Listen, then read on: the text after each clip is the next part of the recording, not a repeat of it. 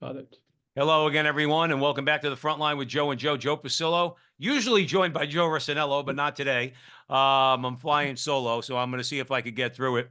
And welcome back. And please, as you know, we always ask wherever you see this video on social media, X, Rumble, Facebook, YouTube, we're growing nicely. Thanks to you all.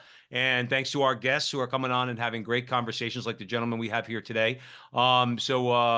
Please keep it up. Please like, subscribe, share, do all that fun stuff. So today we're welcoming back, after a while, because we should have John back a lot more often, but we're going to have a good conversation here with John Horvat. And we're going to be discussing something that's out there, a lot of different point of views on what America's role is in the world. More specifically, though, we're going to be talking about isolationism, what it is. Should we be isolationist? Should we not?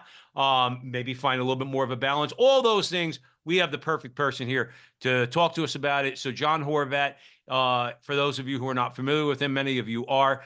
He is a scholar, researcher, educator, international speaker, and author of Return to Order: From a Frenzied Economy to an Organic Christian Society, Where We've Been, How We Got Here, and Where We Need to Go. I read this book quite some time ago, and it is very enlightening, and I think it not only diagnoses a lot of our problems in America, but also offers solutions. And that's obviously what we need is solutions. John's writings have appeared worldwide, including the Wall Street Journal, Fox News, Christian Post, Washington Times, ABC News, Crisis Magazine, LifeSite News, and C-SPAN. For more than 2 decades, he's been researching and writing about the socioeconomic crisis here in the United States. So again, I will repeat, please go out and buy his book, Return to Order. John Horvat, welcome back to the Frontline with Joe and Joe, our brother.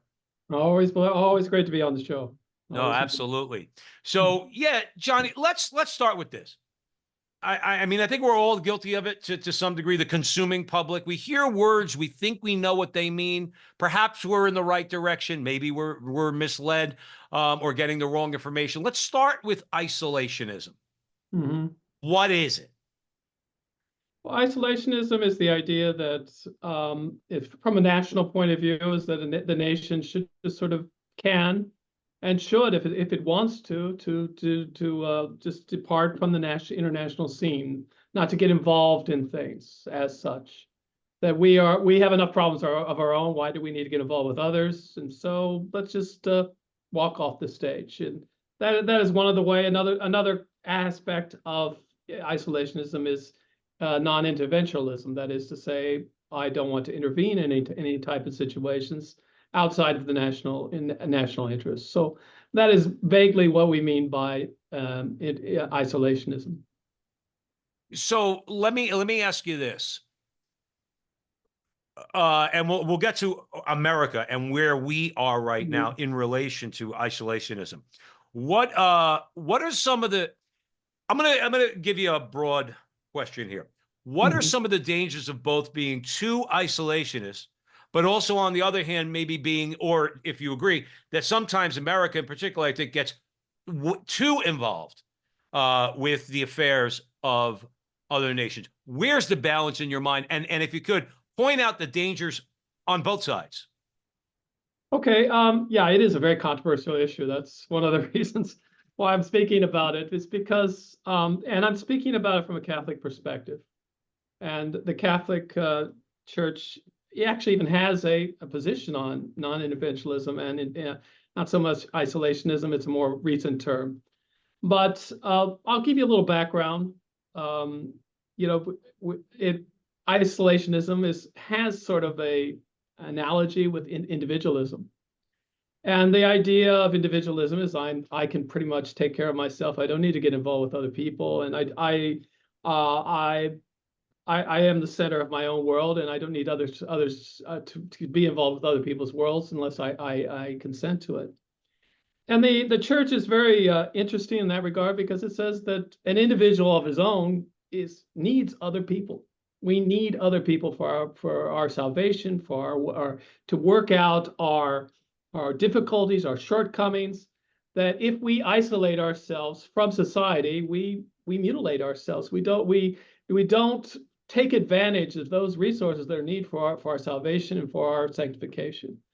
And so we need other people. That's why God put us in society together. That's why God gave some qualities to some other people and other qualities to other people. That's why some people can benefit from my qualities. I can benefit from some other people's qualities. So it is an analogous situation. God made the world and he put resources in this world, a lot of resources, and not all of them are the same. So we need other nations. Nations need other nations because, we have oil, they don't have. They have these minerals, they have other things. They have spiritual treasures, others don't have. And so there is an actual need of solidarity between nations so that we can benefit from those things that other nations have. And and in an ideal situation, it would be a wave toward our sanctification or the sanctification of the members of those societies. So the ideal balance, let's say, in a situation of a nation, any nation, let's say, is that we treat each other just as people need other people, nations need other nations, and that we take into consideration the qualities and abilities of other nations to help us, and we help them.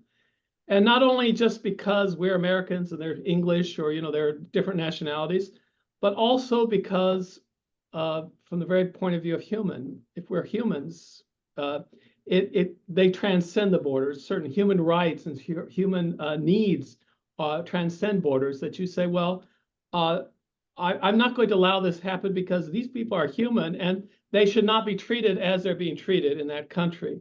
And I need to take a position in regard to that. It doesn't necessarily mean a military position or anything like that, but at least a position. So, for example, you'll have a natural disaster take place in another country. It's a human thing to do to help that other country from a point of view of a nation, helping another nation. Not because you like that nation or because the nation's maybe hasn't been so nice to you, but because they are humans and they are suffering under a situation that needs help. And it's the right thing to do from the point of view of solidarity, Catholic virtue of solidarity. So these are the kind of situations where a nation helps another nation, and it can also be in the case of a nation unjustly the victim of an aggression of another nation. Those nations that have the ability to help, not necessarily in a military way, but in other ways, they have at least the obligation of solidarity to come out in favor of them and to encourage them and to help them. So these are the kind of situations we're talking about. No, I understand. If you're just joining us here at the Frontline with Joe and Joe, John Horvat's with me here. Please share this video. Joe and I don't shy away from controversial topics. And we're going to get into, John, if you don't mind, in a little bit. We'll get into the Ukraine and because there's a lot of voices out there. You mentioned the Catholic teaching on isolationism, and there's many Catholics out there that support, as I know you do. I've read your articles. You supporting the Ukraine, particularly the Catholics in the Ukraine, and yes, we want absolutely. you to let our audience know about what is going on. See, we're interested in facts, John. We're not interested in politics here. Okay. Yes. But I want to just continue it a little bit further on what you were talking about. But at what point it seems like, so you're talking from a Catholic point of view, okay? That's what we do here, all right? So the politics, I think, muddies the water. Let me give you an example of what I mean.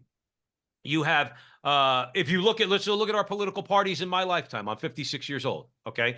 The Republicans went from being internationalist, seemingly, and you can correct me if I'm wrong, seemingly going back to the Vietnam War, the Korean War, okay? Internationalists and getting involved, maybe for some people saying the left was saying, well, we shouldn't do that. Now the roles seem to be reversed. And this is where the politics of it get very frustrating, because my attitude is this: should we be supporting the Ukrainian people and trying to alleviate their pain and suffering, all right, with what's going on there? Yeah. But what about 1 million Uyghurs that are kept in cages in China? And we just continue to do business with them. I think you know where I'm going with this, John. Yes. It seems like we pick and choose our spots, not really to the satisfaction of anybody. And I guess we have to a degree, because we have limited resources too. We can't help everybody. I think, again, I'm painting a little bit of a picture for you. I love your comments on what I just said. Right. Oh, no, we can't be there. We can't do everything, be all things to all peoples. And anytime, and in an ideal world, let's say in a Catholic world, in a world which practices virtue, those kind of things could be distributed and should be distributed. I think we have allies. Those allies need to carry their fair share. We have obligations that we have signed, and we should honor those obligations. But it depends on a lot, and also when we're involved in situations where, like Vietnam, for example, we should be in it to win, not to just carry on and have these forever wars that really don't result in anything. These wars were winnable from a certain point of view, and they did defend a noble purpose in the fighting of communism. The drawing out of these conflicts, I think, is something that it definitely doesn't fit into a foreign policy, which we should do. We should always have in mind our resources, and to say, well, if we're going to do it, let's do it. Let's not just do it halfway, which was many times is what we have done, and it is exhausting, and it takes a lot of money and treasure and blood, and we should obviously try to minimize that. John, let's keep it with the church for 1 second. If you're just joining us here at the Frontline with Joe and Joe, I'm joined by John Horvat, and we're discussing isolationism in general. We will get into the Ukraine, but let's keep it with the church for a second. Let's go back a millennia, okay? Let's go back to the Crusades, perhaps even more than 1,000 years. Was the church not, to a great degree, kind of isolationist, or let's say Christendom, if you want to look at, say, Catholic Europe? Islam tore across North Africa, into Spain, into France, beaten back at that point, let's say, by Charles Martel. They go into Persia, they go into the Middle East, right? And they basically take over 2/3 of Christendom. And the church waited a very long time before the First Crusade. I thought, in my reading of history, I'm just a regular guy, I thought that they acted prudently. I'm sure they weren't happy about everything that was going on, but at some point they did step in, and then the Crusades were launched. So my question is, the church has been pretty consistent on this. Hasn't the church? Oh yes, no, the church has to defend the natural order, the natural law, has to defend the faith, and when the faith is attacked, we do defend the faith. The Crusades was a defensive war in addition to being an offensive war, because it was defense of the holy places and the pilgrimages and the pilgrims that were going there were being attacked. So it was very much that. Although, I mean, during that time, let's say from 700 till about 2000, it was a very turbulent period inside Europe as well, because you had barbarians, you had Vikings, you had all sorts of exterior forces coming into Europe, and they were defending themselves very, very valiantly. And then only after they became more established, they were able to go and to fight, to, let's say, not be isolationist from that point of view.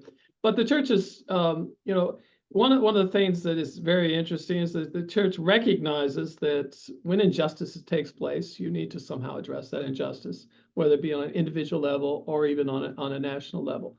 And so if it isn't done from the point of view of justice, it's done from the point of view of might equals right.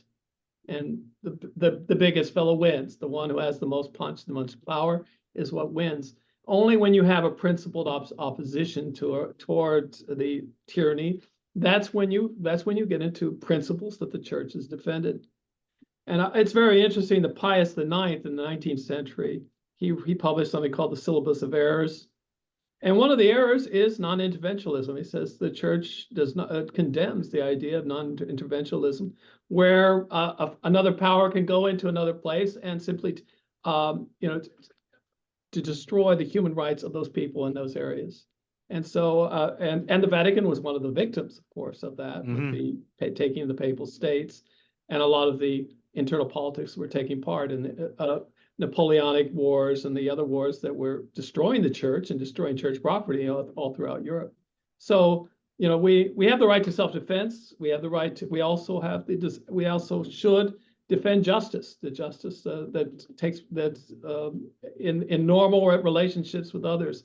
Otherwise, it becomes just power plays and self-interests and things that will eventually end up very badly. So that's where we're going. Let me ask you this, and then I promise you we'll move on to Ukraine, because I know that our audience, I want to know your perspective about what's going on there, because again, there's a lot of voices out there. But just because Joe and I learn so much from our guests on our show, and as well as our audience, But just very briefly, because it's a long topic, but very Yes. briefly, but any intervention or any war has to be fought along according to just war principles. Yes. And that includes leading the lead up to a potential war, Mhm. exhausting all means of diplomacy. Okay. Yes. But then, like you said, then at some point, if the decision is made that a war is going to need to be fought because you're at you're at loggerheads and there's no progress being made, and Mhm. the aggressors continuing to be aggressive, Mhm. then you're going to have to fight. But then the church will apply, and you could correct me if I'm wrong, which it did so during the Crusades. Just go back to the Crusades. It did so Mhm. during the Crusades. What is basically in a nutshell? What is the just war principle if you find yourself having to actually go and fight? Well, I mean, I think there are five conditions for just war, and I'm not sure. I don't have them in front of me, but there are, the exhaustions of means, proportionality, possibility of success. I can't remember the others, but they are very logical and they make sense. And of course, you can do that. You need to do that when you involve in war. But one of the things that a lot of let's say the theologians that I've consulted about this topic is the same. The mere capacity to go to war and to defend your interests is in itself a deterrent for war. That people respect you if you show that you back up what you believe, and so a lot of times appeasement only ends up in being more appeasement and will lead to disaster, as World War II was a very good example, where one appeasement led to another. So the just war theory is something very serious, and nations need to take that into consideration. They shouldn't take it lightly and go to war for everything, but at the same time, it is actually a deterrent for war. It prevents other nations from taking advantage of weaknesses, and so they will respect that.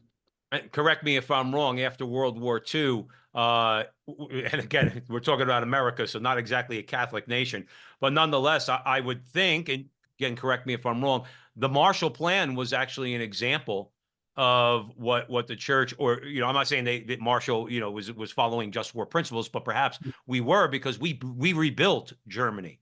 We crushed Germany, we crushed Japan, but then Mhm. we rebuilt those societies, or at least we helped to rebuild those societies. And that's my final question on this.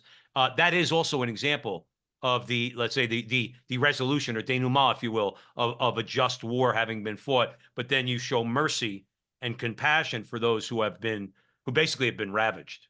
Right. Oh, yes. And it could have been done better. I mean, there's a lot of controversy about that, but I'm not going to get involved in it. But the idea is right, that you help others because they are human. They are part of the community of nations. That is another, principle of part of this idea of from the isolation point of view, that there is a community of nations that is not the United Nations. We don't like the United Nations that much, but there is what is called a community of nations, that nations have to get together and have to negotiate, have to live together. And those communities will have to resolve issues. So you always have those issues, and isolationism creates a kind of turned in situation, so the country can easily stagnate and easily lose the advantage of being part of that community of nations and the benefits that come from trade and culture and exchanges that are so necessary. Absolutely. John Horvat's joining me here at the front line with Joe and Joe. We're discussing isolationism. John, thank you for all of that. Mhm. Again, always insightful, because we need to know these things. The problem is that particularly when we're going to get into Ukraine now, but a lot of what's going on out there gets filtered through a media that's just, quite frankly, dishonest. Mhm. Everybody's got a horse in the race of some kind, whether it be those who want to do nothing, those who want to do everything. Let's talk Ukraine. Here's my understanding. I'm going to throw it out there to you. Okay. That from everything I see, and I tend to be more conservative in my worldview, that Zelensky is corrupt to the core. Putin's actually not as bad as the left makes him out to be. And therefore we should just let them fight it out. And then the other side says Putin's the devil. Zelensky's the greatest guy in the world, and we need to pour perhaps at some point military aid, but financial aid at the very least. Where are you in all this, and sift through all the garbage for us, John Horvat, as to what's going on and what we as Catholics ought to think about what's going on there? Right. I mean, I agree that, they're both sides are very corrupt because they come from a corrupt culture that the leftovers from the communist regime is very much along that line. It's the corruption is and it is. I know people have been there. They tell me about it so it's not a clear cut. Let's say one's not corrupt and the other is corrupt. But what we're seeing here is you have a situation of a one nation invading another in an aggressive manner in a way which asks for help. And I think the case, there is a very strong case for having that help. Ukraine is a country that suffered very much under the Soviets. It was destroyed by the Soviets, the famine that killed millions and millions of people. They don't want to be part of that, but also from the point of view of from the Catholic point of view, there's a good percentage of Catholics there. I think it's about 30% or so.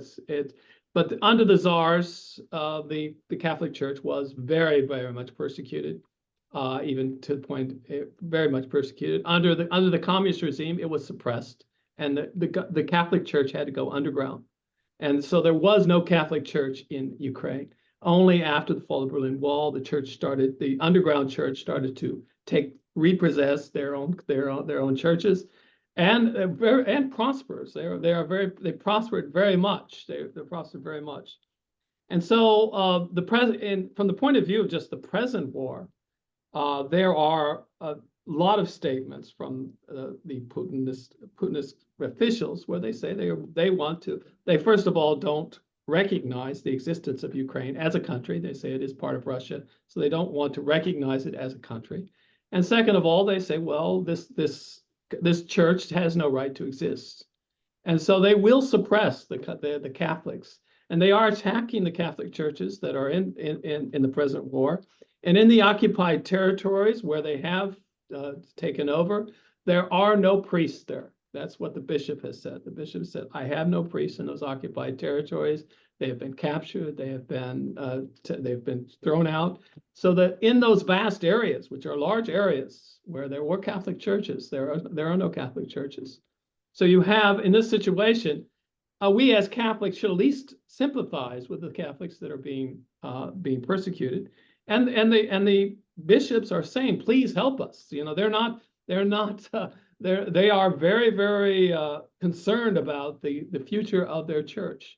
So I think we need to share in that concern. As Catholics, we have the obligation to at least show support for the Catholic Church there, and to ask that our government give guarantees for that church. That's not going to be just thrown under the bus again, as it was before.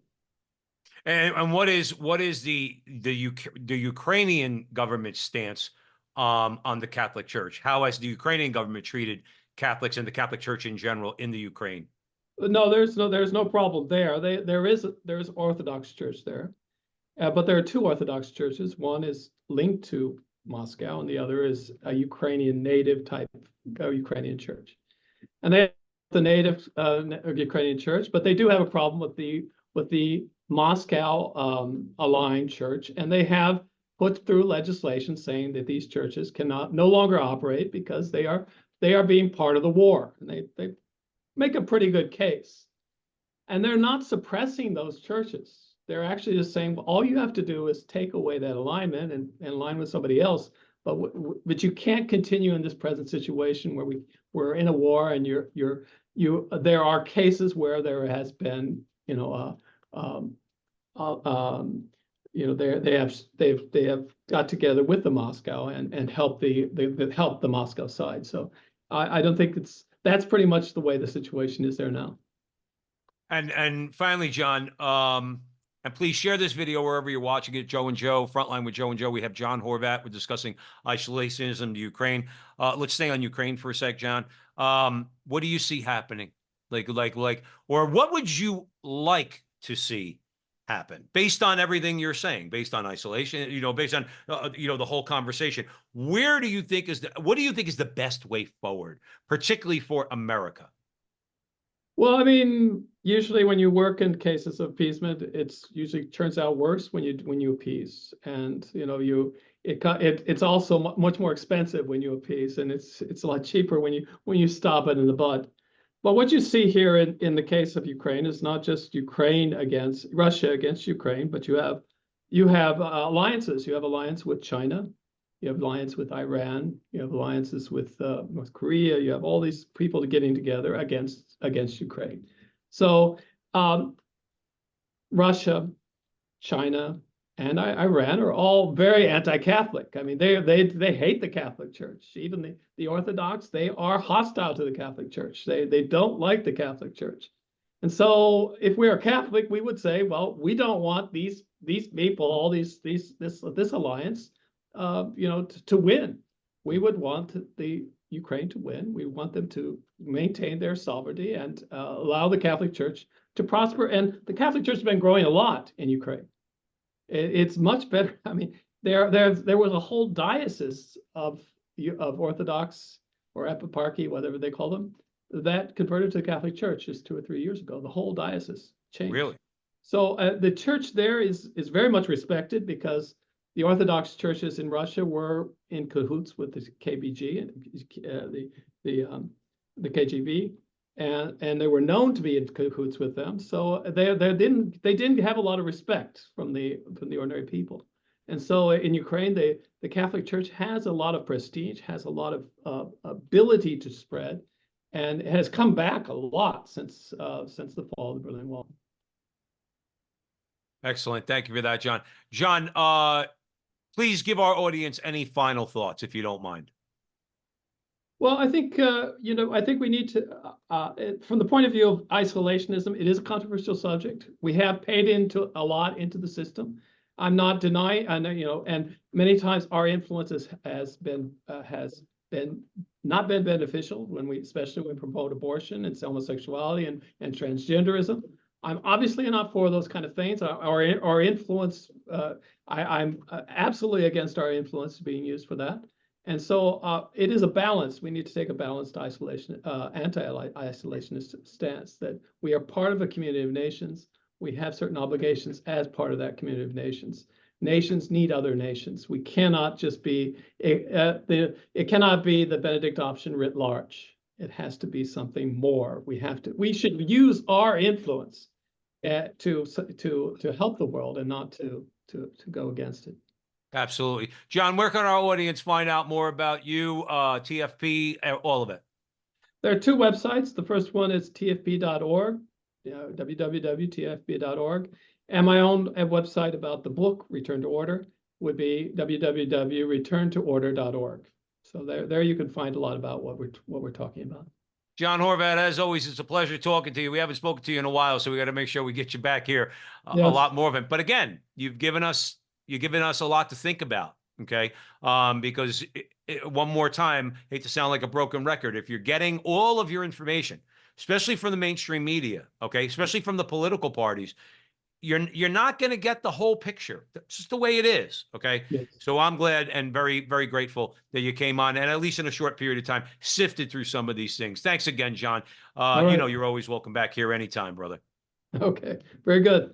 All right. And thank you out there for joining me here at the Frontline with Joe and Joe. Please, like I said, wherever you see this video and any of our videos on X, Rumble, Facebook, YouTube, like, subscribe, share, do all that fun stuff. And remember, until the next time, that our conversation is your conversation, and that conversation is going on everywhere. We'll talk to you soon.